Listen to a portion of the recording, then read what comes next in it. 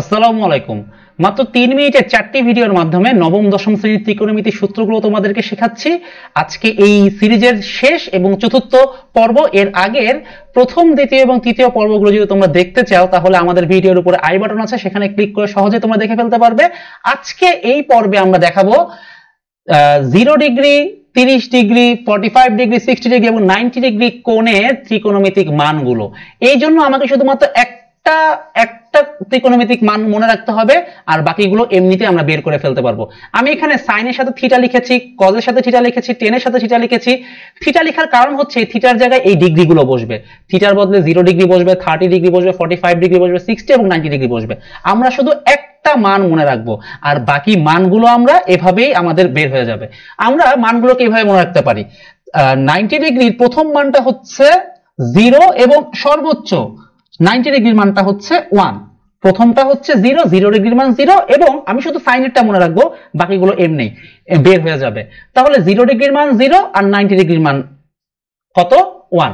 এরপরে এইটার অর্ধেক 0, 0 এবং 1 এর মাঝখানে সব মানগুলো হবে। এটার মনে করো 1 এর অর্ধেক হাফ, এটা হবে হচ্ছে 1/√2, 1/√2, আর এটা হবে হচ্ছে √3/2।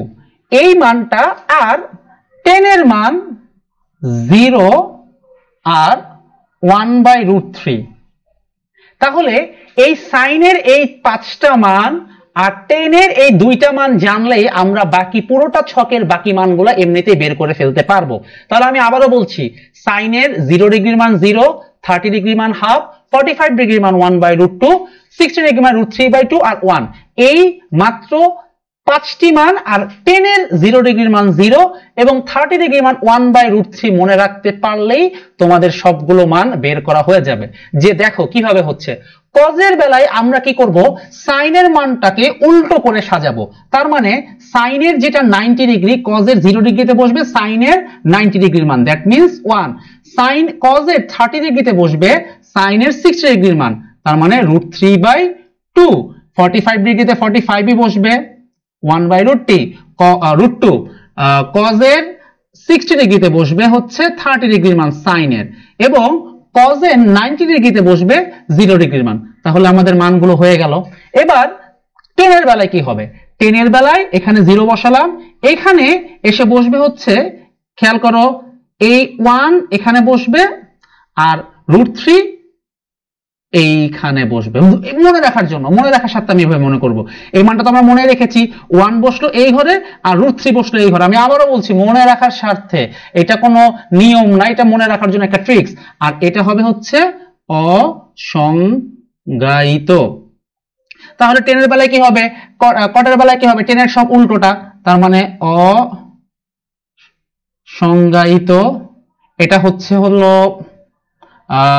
√3, এটা হচ্ছে 1, এটা চলে যাবে 1/√3, এটা চলে যাবে হচ্ছে 0। এরপরে সেকের বেলায় কি করব? সেক তোমরা জানো কজের সাথে বিপরীত অনুপাতের সাথে সম্পর্কিত। তাহলে সেক যদি কজের উল্টো হয় তাহলে 1/1, দ্যাট মিন্স শুধু 1। যদি এইটার বিপরীত অনুপাত হয় তার মানে কত হয়ে যাবে? √3/2 এর বিপরীত অনুপাত কত হবে? 2/√3।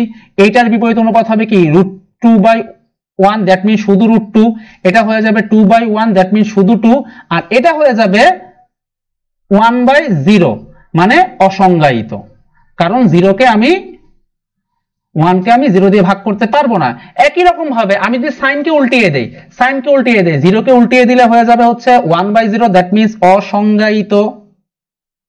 সংজ্ঞায়িত। এটা উল্টিয়ে দিলে হবে 2/1, দ্যাট মিন্স শুধু 2। এটাকে উল্টিয়ে দিলে হবে √2/1, দ্যাট মিন্স শুধু √2। এটাকে উল্টিয়ে দিলে হবে 2/√3, আর এটাকে উল্টিয়ে দিলে হবে 1। তাহলে আমি শুধুমাত্র সাইনের মান এবং 10 এর 2টা মান যদি মুখস্থ করতে পারি, মনে রাখতে পারি, তাহলে আমার পুরো ঘরটাই আমি করে ফেলতে পারবো। কিভাবে? সাইনের মানগুলোকে উল্টা করে লিখলে, মানে পেছন থেকে লিখলে 90 ডিগ্রির মানটা লিখবো হলো 0-তে, কজের বেলায় 30 ডিগ্রিতে লিখবো 60 ডিগ্রির মান, তারপরে 45 থাকবে, কজের 60 ডিগ্রিতে থাকবে হচ্ছে 30 ডিগ্রির মান, আর 90 ডিগ্রি থাকবে 0 ডিগ্রির মান। এবং 10 এর এই উপরে 1 আছে, এই 1টা এখানে বসাই দিব, আর √3টা এখানে বসাই দিব, আর এটা অসংজ্ঞায়িত থাকবে। এভাবে প্রত্যেকটা মানকে এভাবে আমি বসিয়ে বসিয়ে বিপরীত অনুপাত করেই কিন্তু আমরা করে ফেলতে পারবো। তাহলে এরই মাধ্যমে আমরা আমাদের এই যে সূত্রের সিরিজটা আছে সেটা শেষ করলাম। এখন আমরা মূল অঙ্ক করতে আমাদের এখন খুবই সুবিধা হবে। ক্লাসগুলো তোমরা ভালোভাবে দেখো, সূত্রগুলো মনে রাখো। ধন্যবাদ।